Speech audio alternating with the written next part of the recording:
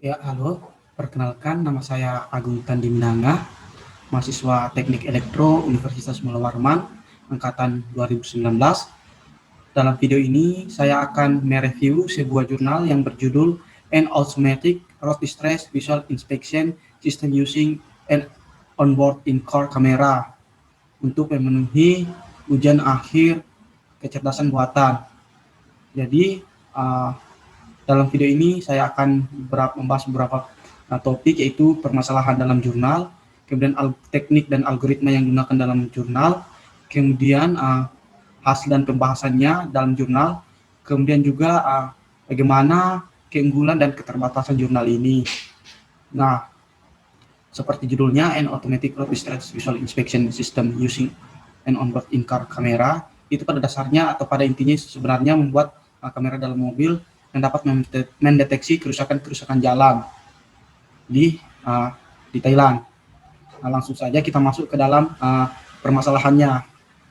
Jadi pemerintah di Thailand itu memiliki kendaraan yang beroperasi cukup mahal hanya untuk melakukan pendeteksian kerusakan jalan yang digerakkan cukup sering, dan juga pengecekan yang dilakukan oleh manusia tergolong subjektif sehingga terkadang kurang akurat.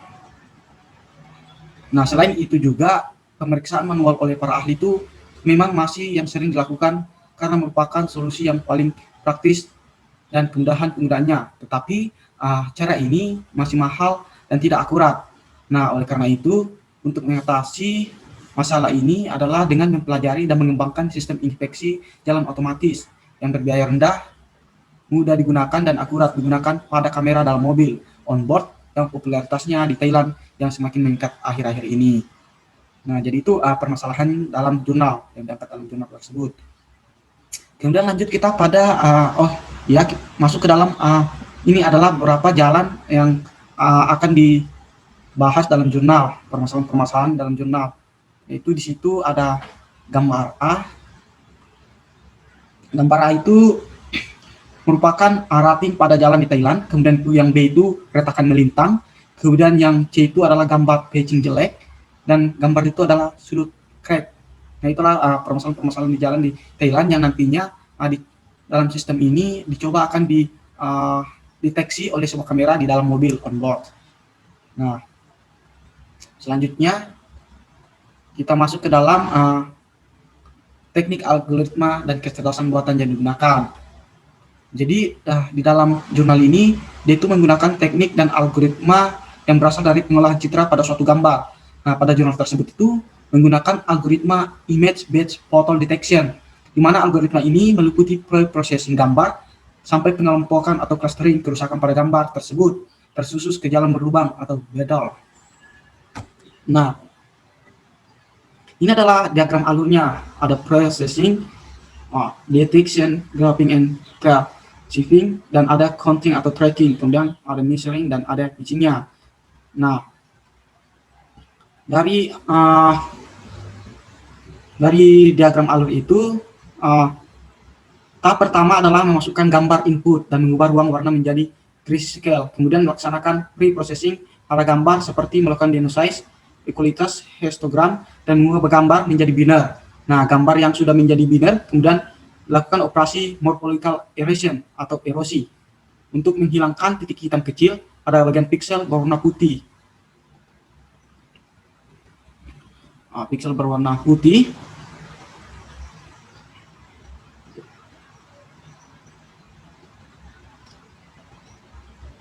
agar bisa dideteksi. Kemudian pada bagian putih ditentukan juga objek dengan menentukan apakah area tersebut terlalu besar atau kecil pada gambar tersebut.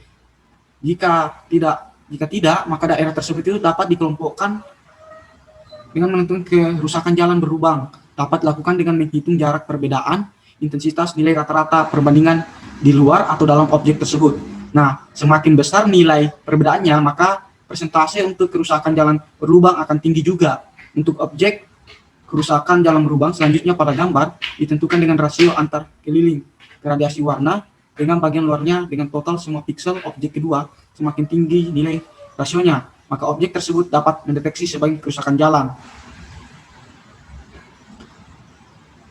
Nah, diagram alur kerja kerusakan keseluruhan tentang gambar singkat tentang sistem analisis gangguan jalan otomatis itu berbasis visi, termasuk segala sesuatu, dan mendeteksi, mengklasifikasi, mengukur, dan menentukan harga. Nah, itu adalah teknik dan algoritma kecerdasan buatan yang digunakan. Nah, kita masuk ke dalam selanjutnya, yaitu hasil yang diperoleh. Nah, hasil yang diperoleh ini saya bagi dua, ada langkah-langkah untuk peroleh hasil dan pembahasan hasilnya nanti. Nah, langkah-langkah sendiri seperti pada algoritma tadi yang sudah dijelaskan, bahwa langkah-langkahnya itu ada pemrosesan, pendeteksian, dan pengelompokan atau clustering. Nah, langkah-langkah pemrosesan itu meliputi pada pemrosesan, hal pertama yang dilakukan adalah mengkonversi gambar dari gambar berwarna menjadi gambar abu-abu. Kemudian hal yang kedua adalah ubah ukuran, yaitu subsampling dengan masukkan skala abu-abu. Kemudian hal selanjutnya itu dengan denoise, gambar yang diubah ukurannya menggunakan cara algoritma denoising. Nah, hal terakhir dalam pemrosesan itu yang dilakukan dalam pemrosesan adalah terapkan pemerataan histogram untuk meningkatkan kontras pada gambar deonisasi. Nah, pada jurnal langkah-langkah kedua yaitu pendeteksian, di mana pendeteksian hal pertama yang dilakukan dalam proses pendeteksian itu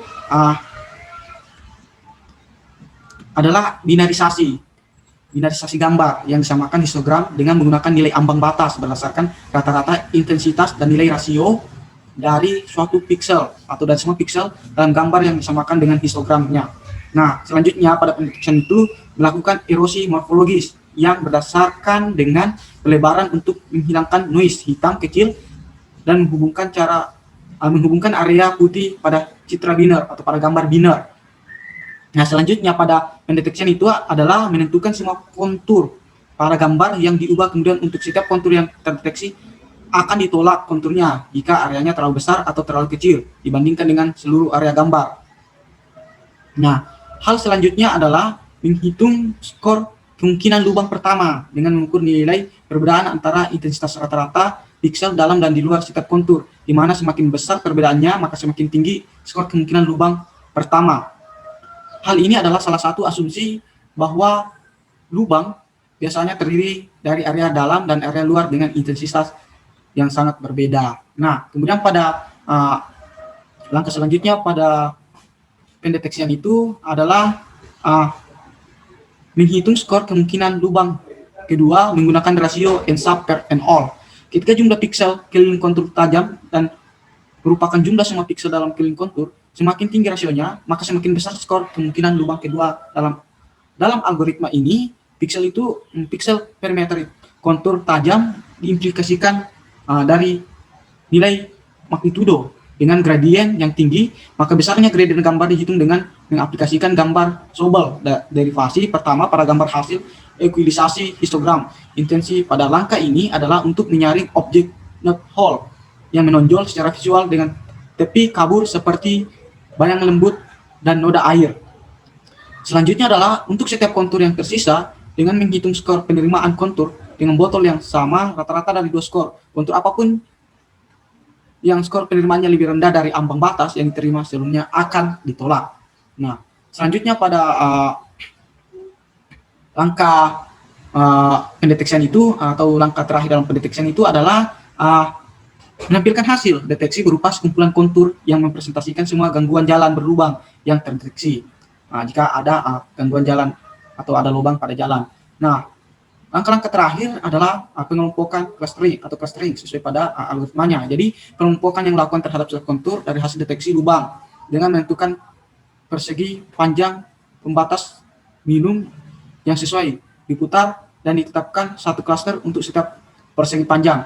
Selanjutnya, setiap klaster dihitung jarak minimum antara gambar itu sendiri dengan klaster lainnya. Dalam algoritma, pada jurnal ini, jarak minimum antara dua klaster adalah jarak Euclidean minimum antara dua simpul, di mana artinya itu di mana ketika setiap simpul itu dimiliki oleh setiap klaster.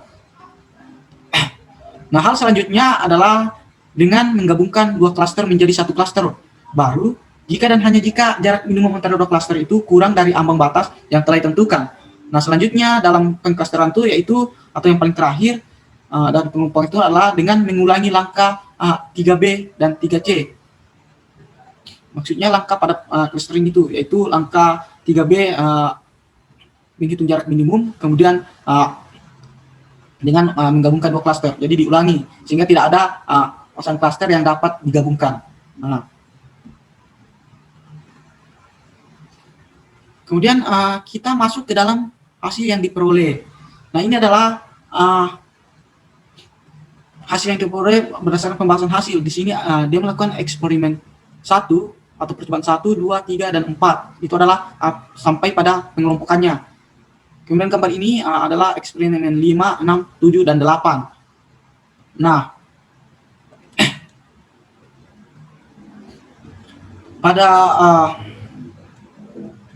pada gambar itu bahwasanya terlihat deteksi dan pengelompokan gangguan jalan berlubang berdasarkan analisis gambar 2 dimensi atau analisis citra 2 dimensi. Nah, pada kedua gambar di atas itu menunjukkan beberapa hasil eksperimen atau hasil percobaan yang dilakukan oleh penulis berdasarkan sekumpulan kecil gambar gangguan jalan yang dikumpulkan dari internet. Percobaan 1 sampai 7 itu adalah gangguan jalan berlubang, sedangkan percobaan 8 itu adalah penambalan jalan. Nah, jika kita perhatikan bahwa karena gambar masukkan eksperimen atau percobaan itu dalam dimensi jarak dari kamera ke jalan, perspektif, pemotretan, dan orientasi jalan, seperti yang ditunjukkan pada kedua gambar, diperlukan penyetelan parameter manual pada algoritma, yaitu menolak kontur yang terlalu kecil atau terlalu besar. Nah, selain itu juga, semua percobaan di atas merupakan berbagai sekumpulan parameter yang sama, yang akan datang di masa depan, atau yang akan diperbaiki di masa mendatang. Setelah berhasil mengumpulkan kumpulan data gambar sendiri yang diambil dengan lingkungan pemotretan yang sama, penyetelan parameter manual ini tidak lagi diperlukan.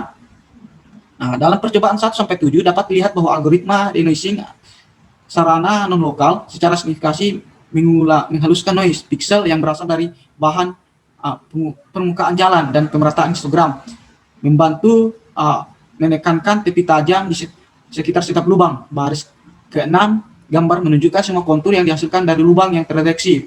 Kontur dengan persegi panjang pembatas berwarna mewakili hasil deteksi lubang, sedangkan kontur garis abu-abu lainnya ditolak oleh algoritma. Nah, terakhir gambar pada baris terakhir menunjukkan hasil pengelompokan atau clustering. Persegi panjang biru mewakili kontur individu sebelum pengelompokan, sedangkan persegi panjang kuning adalah hasil yang dikelompokkan.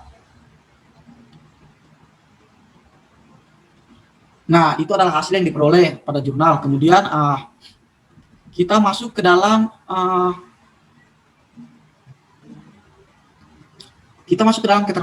keterbatasan dan keunggulan. Nah, jadi yang pertama itu keunggulan dari jurnal yang saya review itu, ada itu unggul di mana dia itu mempelajari dan mengembangkan sistem inspeksi visual otomatis agar pemeriksaan gangguan jalan itu dapat dilakukan dengan lebih mudah dan lebih sering untuk menyesuaikan dengan gaya hidup pengemudi yang ada di Bangkok. Sistem ini mampu mengasumsikan menggunakan kamera dalam mobil tunggal dengan algoritma analisis visual untuk deteksi lubang. Nah, kenapa saya bilang keunggulannya itu di sini? Saya mencoba membandingkan dengan salah satu jurnal yang saya juga baca, yaitu jurnal dengan judul Road Crash Detection Using Deep Convolutional Neural Network yang disusun oleh Lisang dan kawan-kawan. Nah, kenapa saya membandingkannya itu? Karena yang jurnal yang disusun oleh Lisang dan kawan-kawan ini hanya mengusulkan metode deteksi otomatis berdasarkan kedalaman jaringan saraf konvensional, di mana fitur-fiturnya yang memberikan secara otomatis dari patch gambar yang dinotasi secara manual dengan menerapkan metode berbasis deep learning pada masalah deteksi retakan jalan. Jadi dia hanya bisa mendeteksi retakan jalan, karya dari desain ini.